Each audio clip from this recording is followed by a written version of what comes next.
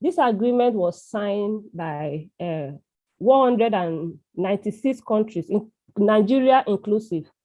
So they signed this agreement with the aim of combating and mitigating climate change. And the main purpose is for them to reduce the level of the average temperature, the global average temperature.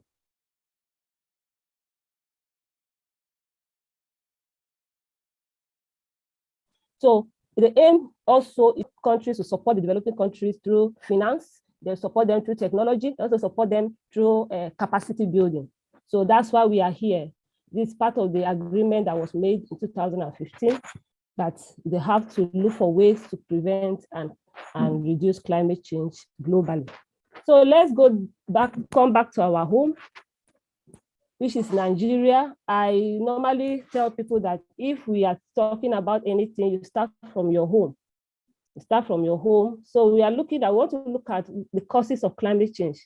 What actually is the cause? What are the man-made activities that cause climate change? So most of the time we look at industries, look at manufacturing industry, where people are manufacturing goods. We see that the manufacturing industry produce emissions mostly from burning of fossil fuels.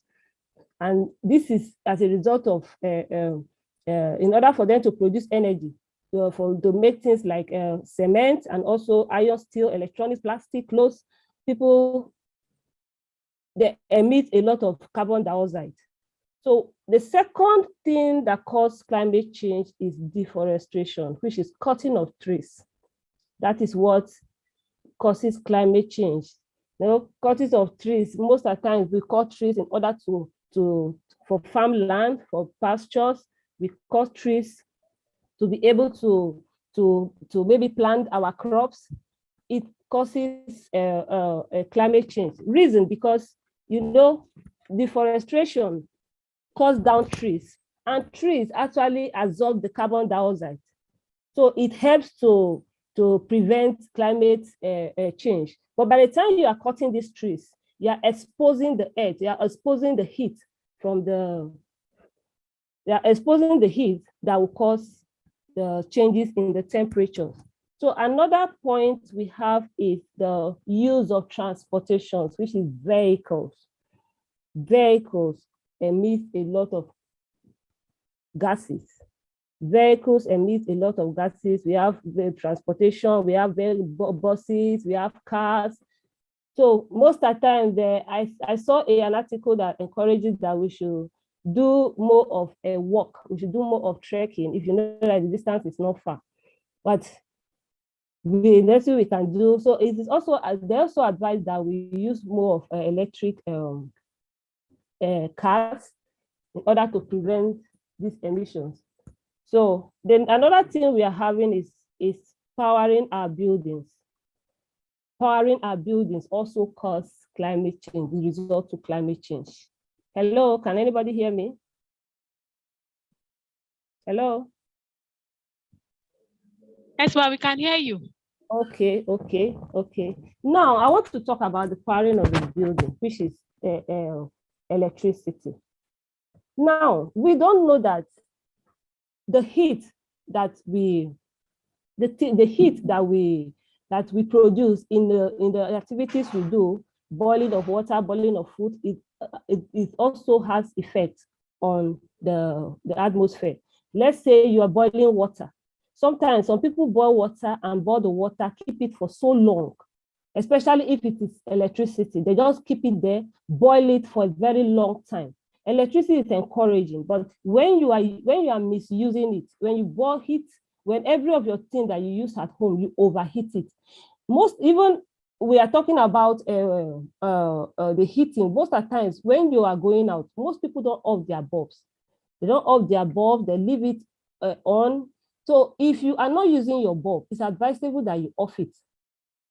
So most of these things causes climate change. Now, we look at bush burning, bush and waste burning.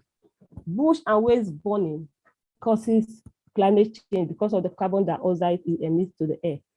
Now, this bush and waste burning has to do with I will also, let me take it down to our local people. We use firewood. They have to cut down trees in order for them to get this firewood. And through this, we use firewood to cook. So years back, the United Nations brought in this stove. We know this stove. This stove, they use charcoal stove. If you use that charcoal stove, it reduces, it doesn't even have smoke. It doesn't have smoke. That charcoal stove does not have smoke. So it helps in curtailing the amount of smoke that goes to the air. So most of the time, like the waste bin we have, most people burn the waste bin. They go to the waste bin, set it on fire, and the smoke that goes to the air is actually accumulate to cause climate change in the long run. Now, we also look at the fact that pollution. Last week we talked about pollution, plastic pollution. If you don't practice a responsible waste management, it's going to affect the atmosphere. What am I saying? By the time let's say, okay, let's use the plastic for instance. I actually feel that if you want to use a plastic, you should use plastic that you can always reuse. Plastic, don't use something that you will not reuse later. So when you are disposing any of your waste, you should dispose it responsibly. There should be a place where you put it. So we advise that people should not throw waste that are harmful to the earth because it causes climate change, yeah, especially in the water. So most of the time they advise that you should not throw waste outside the waste bin. Don't throw waste outside the waste bin on the street. It can cause harm to the atmosphere. So now, looking at the causes, we have to check, we now look at the effects, like what are the effects of these activities on our economy? What are the effects of these activities on our environment? So if we cut our trees, if we burn the bushes, if we overuse the electronics at home, we are fond of regular uses of heat, we emit heat every time, it results to the following effects. One, most of the times, let me use the pollution. The pollution most of the times is as a result of let's look at rainfall. Let's say if there's changes in rainfall due to the activities, well, let's say rainfall, and you pollute the environment, like let's say you throw plastics on the street, it can block the drainage and it will cause flood. Now this flood especially affects agriculture. It affects agriculture. So, and in Nigeria, we have like the two seasons. We have the dry and the rainy season, and we have most of the times we have the two weathers, the temperature. Let me use temperatures. We have most of the time the north is known to have most of the lesser rain. That the southern part and the eastern part they have, and the west they have rain. So by the time we flooding, if climate change, if by the time flooding comes, it affects the agricultural aspects of the environment, which it can cause food shortage. Now, when there's scarcity of food, this is caused by low crop yield. So by the time there's flooding, if flood affects most of those crops that are not water friendly, now I would say, I don't know, it is all over. We see that Gary, as common as Gary is very expensive. So back at home, when I called to ask, how come this Gary is so expensive?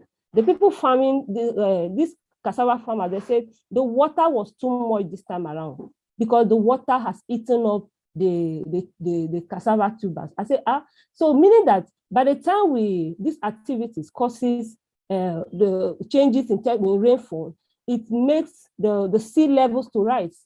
And most of the sea levels to rise, it causes flooding, especially in wet areas, it causes flooding, and it will decrease the crop production, which most of the time, it will also lead to low quality of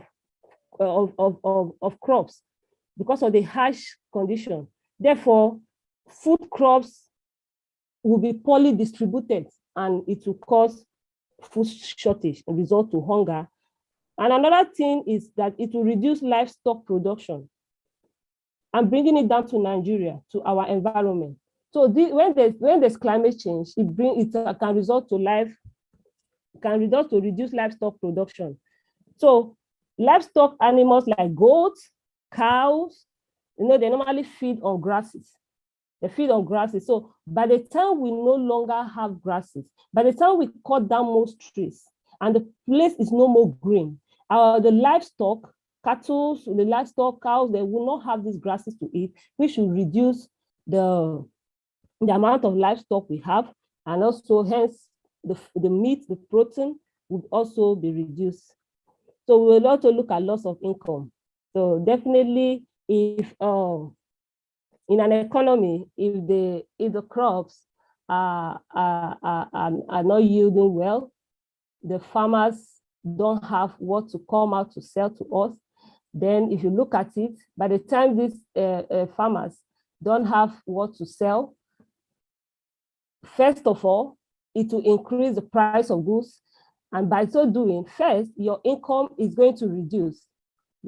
Before we come to loss of income, your income is going to reduce. If you are the amount you were earning before, by the time the shortage of food and the prices of the food is high, you buy lesser food for higher amounts.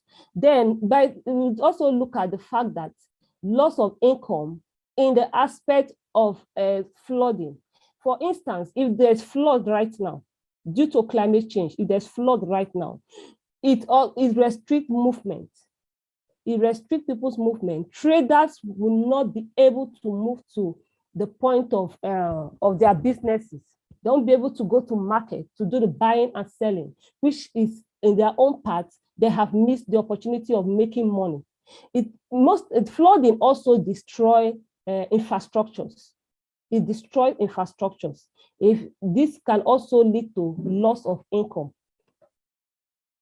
Now, another effect of flooding is public health crisis. Climate change causes burden. By let's use the rain. You see that there are so many diseases that come out of it. By the time the water is flooding, by the time water is surrounding people, the residents, you see it causes so many diseases. Mosquitoes will increase. It has to, then when we look at the emission into the air, what we breathe in causes so many respiratory diseases. It harms the heart and so on. So that is the effect on the health. And by the time there are health problems in the lives of humans, it makes them not to work, to have the capacity to work.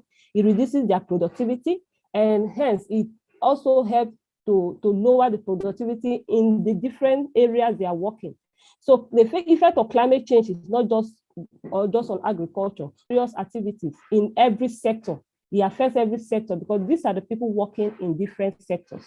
So it causes health hazards.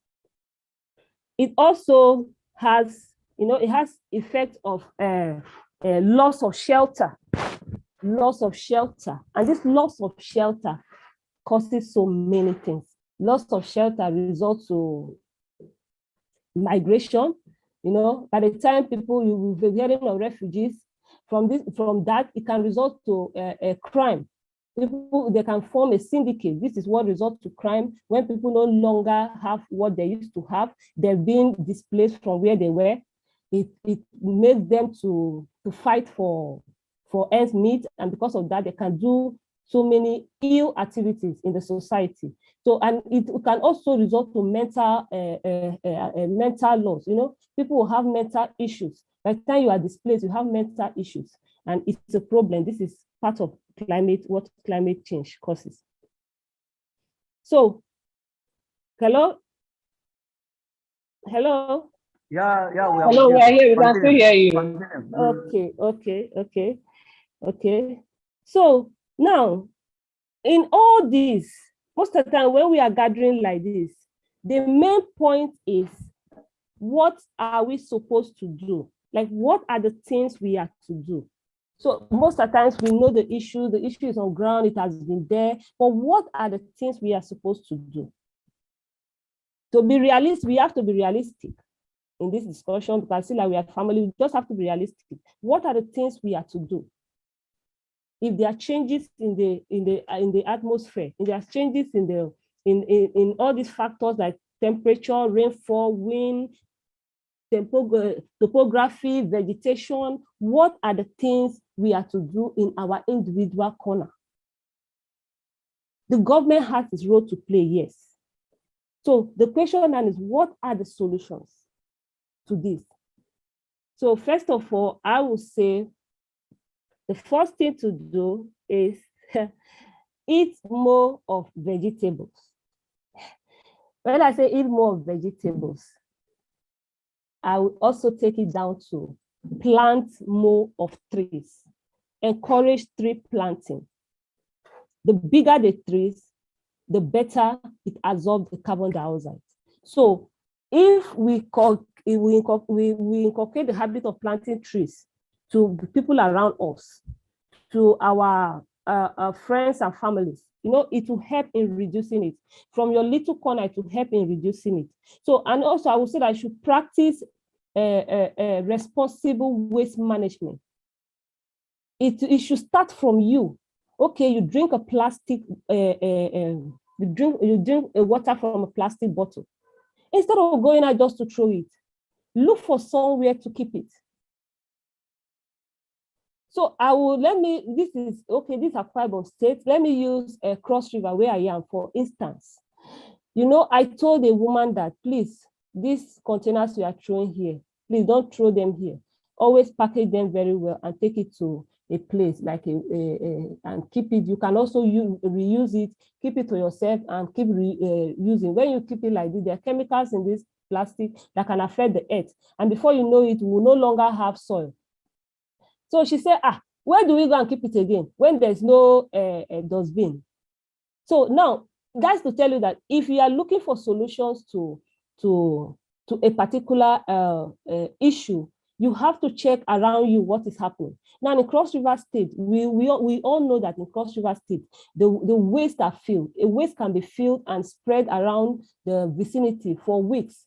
So I actually told the woman, yes, please, instead of throwing it on the street, for flood to come and erosion to take it to the gutters, it will block the drainage and it will cause flood that will affect humans and properties. Take it to where the waste bin is. At least we know that eventually the government will come and dispose of that waste. So I opt for responsible waste management. Then I'll also go for waste separation.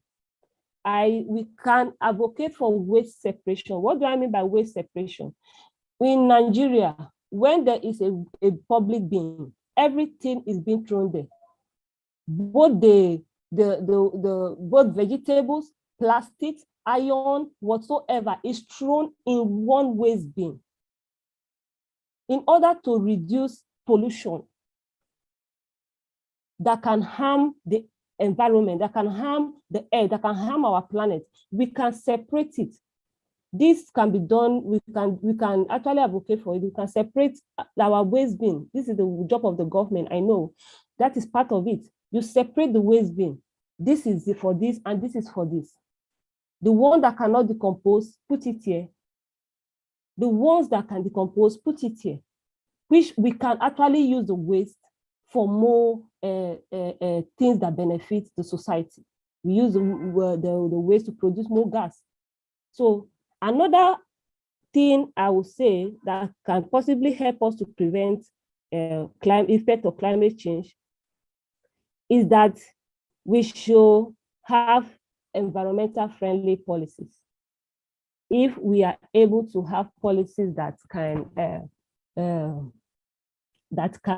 prevent people from activities that will cause climate change, like cutting down of trees. I know we have laws for cutting down of trees. There are laws for cutting down of trees. So if we have those environmental friendly policies, it will help us. It will help the environment, to help the planet. Then I also look at the fact that we need to speak up, which is advocacy, creating of awareness. That is our main, that is, apart from our individual and our closed door activities, the next thing we are capable of doing between you and I is advocacy. And that's what we are doing here. Talk to people around you, talk to them, tell them the dangers of polluting the air, tell them the dangers of burning the bushes, tell them the dangers of mismanagement of waste. When you talk to them, then also gather people that are of like minds. Read about the issue, understand the issue so that you'll be able to advocate. So as many people as you convert, let me use convert to support you to practice things and habits that will prevent climate change, the better for us. If you change one, if you are able to change one person, if you are able to convince one person that please, instead of you going to, what do I use?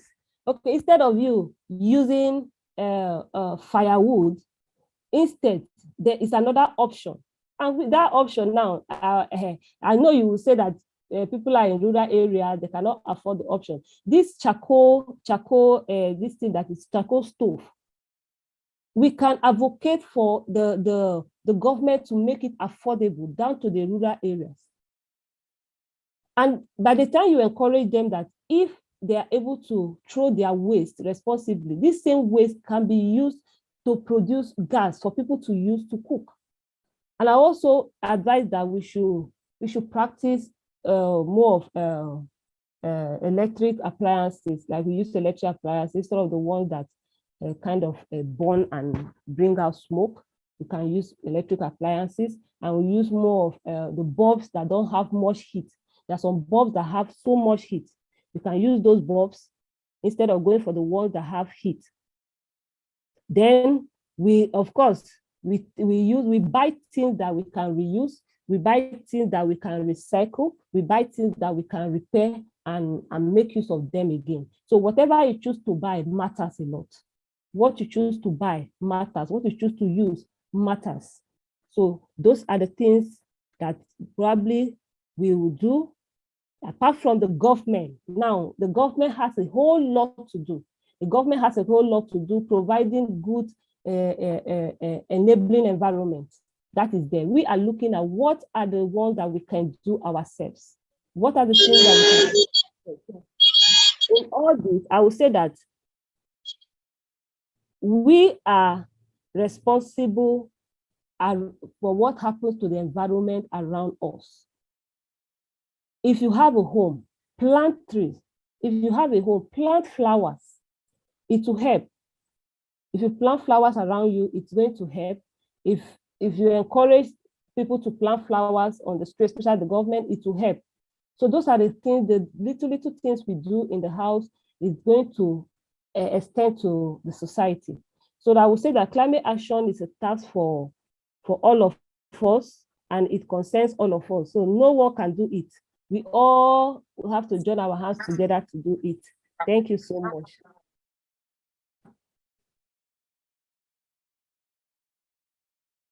Hello? Hello? Yes, ma, we can hear you. Thank you so much, ma, for the presentation.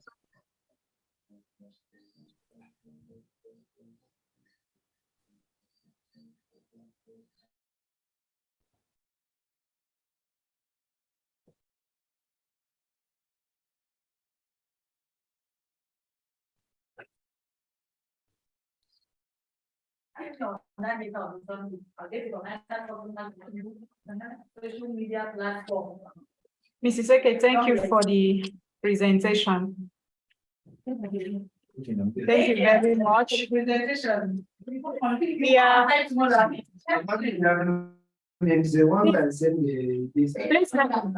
Does anyone have a question to ask? Yeah, question, contribution is allowed.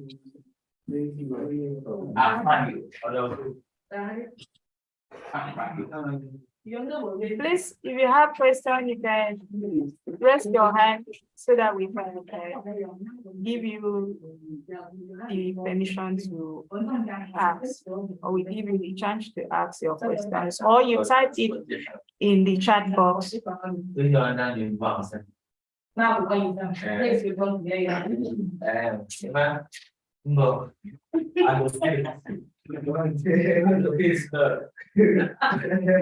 In transportation.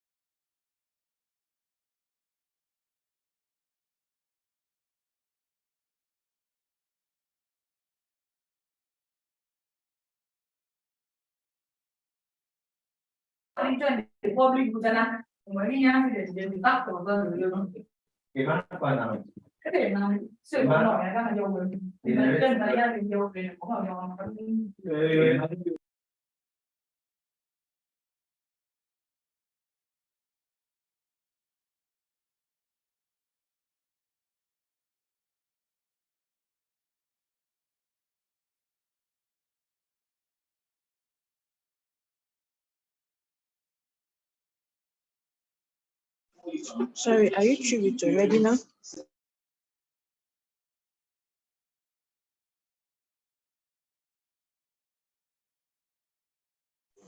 Is the webinar over so that we can end the call?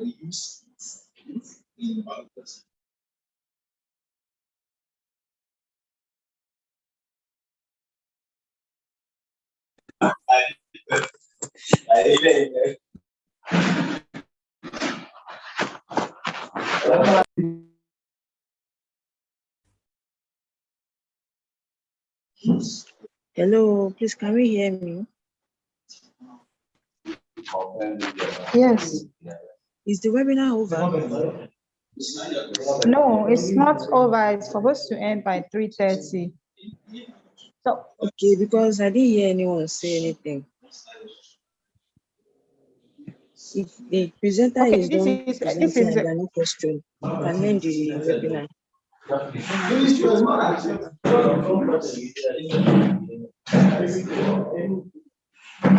Is there no question from us? Okay, Mrs. Eke. Okay, if there's no question, I have a question. Because I feel this will be a discussion. I don't know if I can go ahead. You are free, ma. Okay.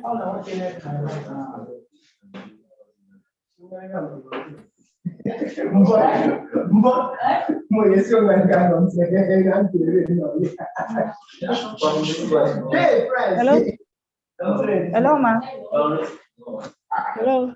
Hello, hello. We can hear you. Okay, so the question is, in our individual corner, what can we, like on your own, as an individual, do? Which aspect do you think you can take up? Like, this is what I think, if I tell somebody this, it's going to help us to prevent or reduce climate change.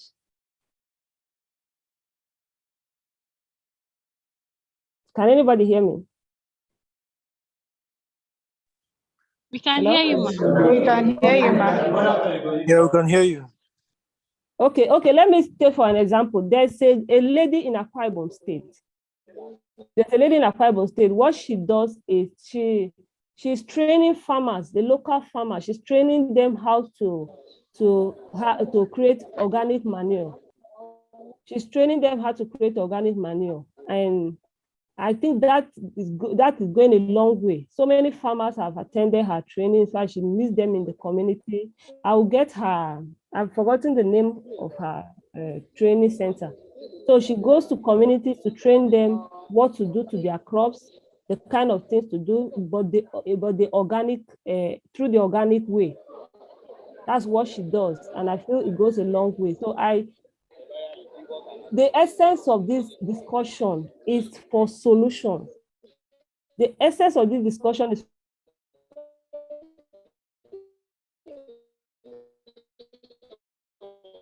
for solution, that we are trying to look at this. So as an individual right now, what do you think you can do?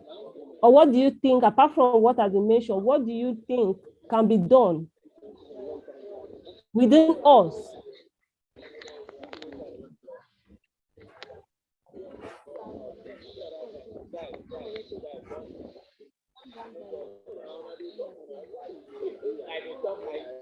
Hello, everyone. Hello. Okay. Recycling is a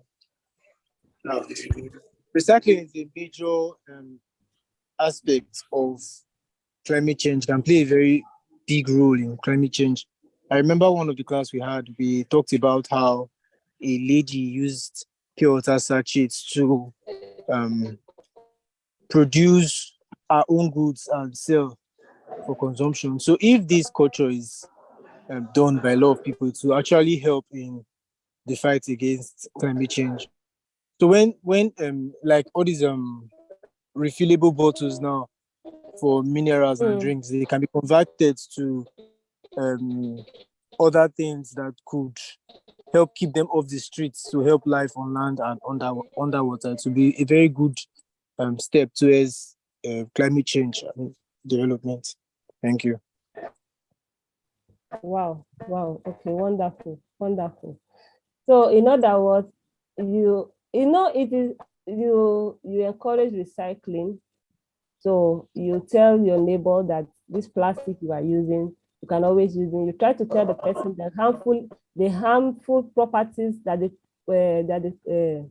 the plastic can cause to the soil, and also to the water. That's a good one. Can we talk more? Can we share can I say something? Yes, you can. Okay. Good afternoon, everybody. Good afternoon, sir. Yes. My name is Moses. I'm contributing from Calabar. Okay. I think you have said a lot, but I just want to pick something relating to. Hello, can you hear me? Yes, we can hear you. Okay. I said you have said a lot, but I just want to say something relating to energy use. Because while you were presenting, you said something about how people can be managing the way they use some of these high energy consuming utensils in their houses that actually create those carbon emissions. Just like if you go to most houses, you'd see people using 60 watts bulb, 120 watts bulb, and most of these bulbs, they emit so much heat.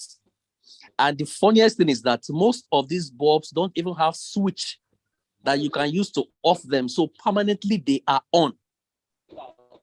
So we need to start from us by ensuring that we stop the usage of those high energy consuming bulbs. Like you rightly recommended, use energy saving bulbs. It will definitely help. That's one. Two, most of our electrifications, our connections to our houses, the wires we use are not high quality wires, so they get burnt easily. So once you probably put on your AC, for instance, it burns the wires, and before you know it, it's emitting heat and all those things. So we need to change the way we the way we electrify our houses. Use good wires, strong wires. If you're using Richelin wires, really about 25 mm wires, all those wires can help you absorb the heat and the pressure. That's to then if we're talking about climate change, then it means that we are saying there's actually a climate crisis. Now, if there is a crisis, what can we do in terms of financing? Because I'm talking about financing. The truth is, we have bad power supply in the country.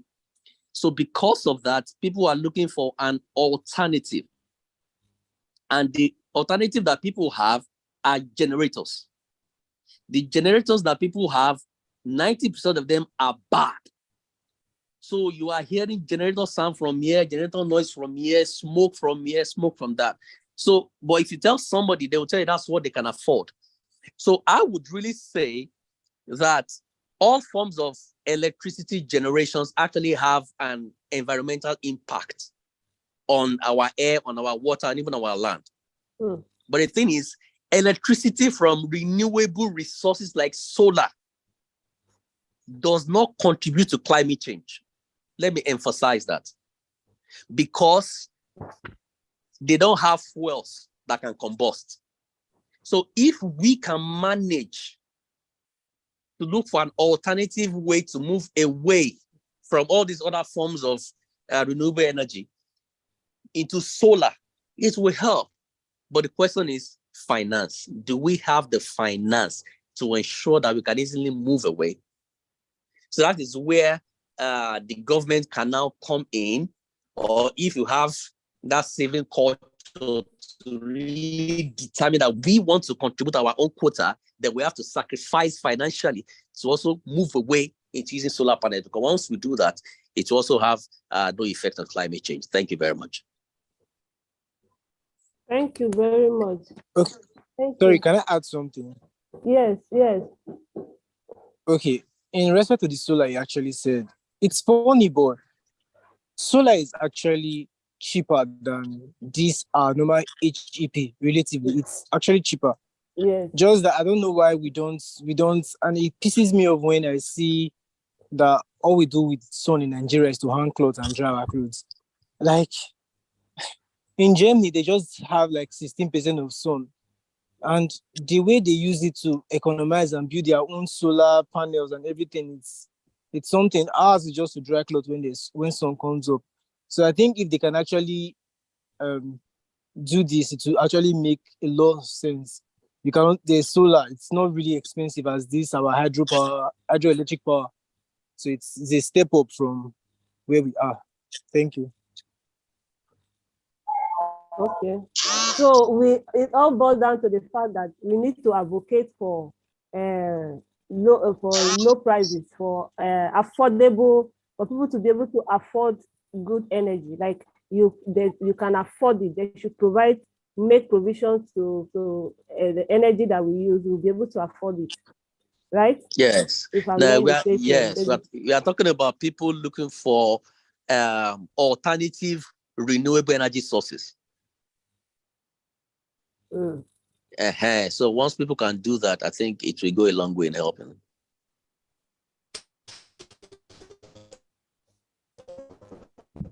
Okay, over to the moderator.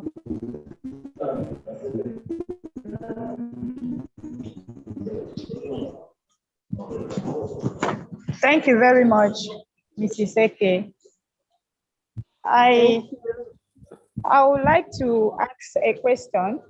Okay. On the advocacy on making people to shift from the energy that we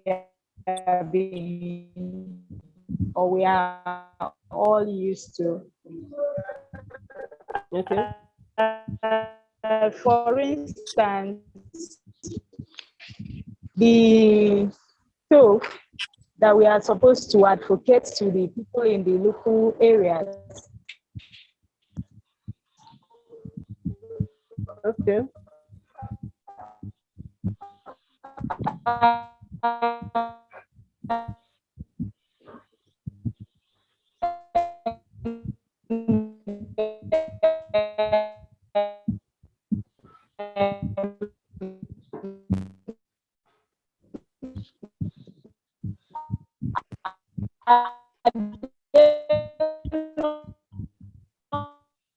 Not going make use of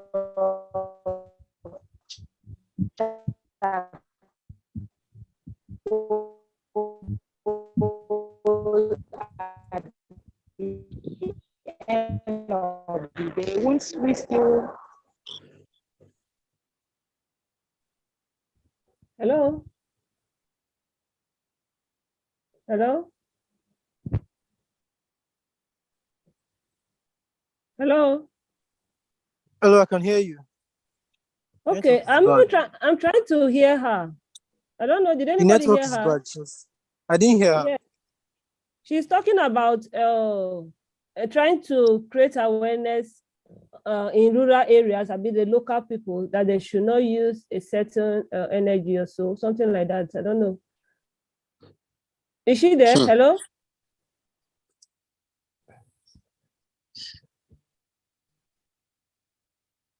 Wow. The network is really bad. The network is actually poor. Yes. But if that's what she said, if that's the question she's asking, it's going to be quite a Herculean task. Because of finance. Because of finance. Because that's what the rural communities can afford. Just enter the bush, pick some firewood and light up the place. So if you're telling them to stop using those things, what measure have they put in place to ensuring that they stop using those things? So it still boils down to climatic crisis financing, which government has to come into play. So there's going to be a kind of public-private partnership in ensuring that those policies can be geared towards providing for the rural communities what they need as a complete substitute for what they are used to doing. Firewood, yeah. Yes. So, hello. Hello, we can hear you. Okay, please, I like to ask a question. Go ahead. Okay, Prisma, something just struck my mind on one of the possible solutions to this climate change. All right. And that is on waste separation. Yes. Now, considering the fact that we want to solve this problem and then I pick up waste separation as my target. Okay. Now I have to separate my waste in my house. And then I also have to engage others or create awareness or possibly try even provide ways or methods on how people can separate their waste, maybe the food waste, the plastic waste, metal, clothes waste. Then we succeed in doing this, and then we arrive at the waste bin. That is where we are going to dispose of it. Now, at that point, considering the Nigerian system, when we get to that NEDC tank, nothing is separated there. So from that point, and I guess this is where the government is supposed to come in. These people, I see them, they gather the waste, and I don't see any form of separation they carry out there. So after we have done it, and it gets to that point, and then probably at their end, it is not separated, and then they just go, they dump it wherever it is. That's how are we supposed to